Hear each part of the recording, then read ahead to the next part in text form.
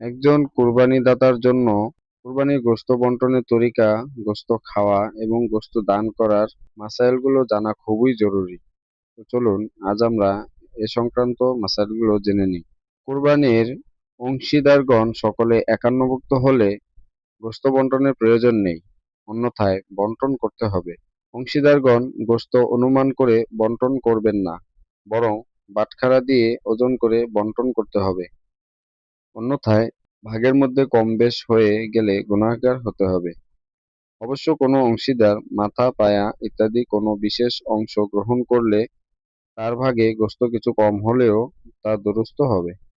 কিন্তু যে ভাগে গোশত বেশি সে ভাগে মাথা, পায়া ইত্যাদি বিশেষ অংশ দেয়া যাবে না। অংশীদারগণ সকলে যদি সম্পূর্ণ গোশত দান করে দিতে চায় বা সম্পূর্ণটা রান্না করে বিলাতে চায় বা খাওয়াতে চায়, তাহলে বন্টনের প্রয়োজন নেই। কোরবানি গোশত নিজে খাওয়া, পরিবারবর্গকে খাওয়ানো, আত্মীয়স্বজনকে দেয়া এবং গরিব মিসকিনকে দেয়া সবই জায়েজ।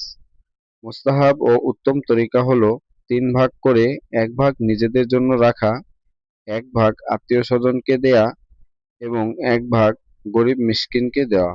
মান্যতের কুরবানির গোশত হলে নিজে খেতে পারবে না এবং মালদারকেও দিতে পারবে না, বরং পুরোটাই গরিব মিসকিনদেরকে দান করে দেয়া ওয়াজিব। যদি কোনো মৃত ব্যক্তি মৃত্যুর পূর্বে কুরবানির জন্য ওসিয়ত করে গিয়ে থাকেন, তবে সেই কুরবানির গোশতও মান্যতের কুরবানির গোশতের ন্যায় পুরোটাই খয়রাত করা ওয়াজিব। কুরবানির গোশত বা বিশেষ কোনো অংশ যেমন মাথা পারিশ্রমিক রূপে দেওয়া জায়েজ নয়। যেমন অনেক এলাকায় রসম আছে, জবাহকারীকে জবাহকারীর পারিশ্রমিক বাবদ মাথা দিয়ে দেওয়া হয়। এটা জায়েজ নয়।